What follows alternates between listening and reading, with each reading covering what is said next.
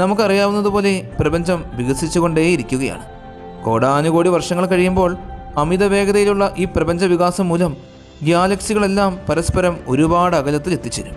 ഗ്യാലക്സികൾ മാത്രമല്ല, അവയ്ക്കുള്ളിലെ നക്ഷത്രങ്ങളും ഗ്രഹങ്ങളും വാതകങ്ങളും പൊടിപടലങ്ങളുമെല്ലാം കാലങ്ങൾ കഴിയുന്തോറും നമുക്ക് ഇന്നേ വരെ മനസ്സിലാക്കാൻ സാധിച്ചിട്ടില്ലാത്ത ഡാർക്ക് എനർജി മൂലം ഗ്രാവിറ്റേഷണൽ ഫോഴ്സിനേക്കാളും ശക്തമായ എക്സ്പാൻഷൻ സംഭവിക്കും.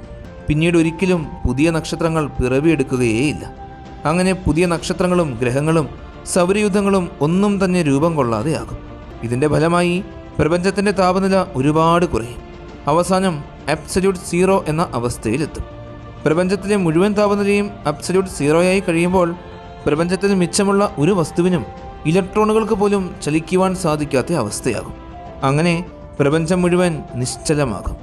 അതോടെ ഈ പ്രപഞ്ചം അവസാനിക്കും.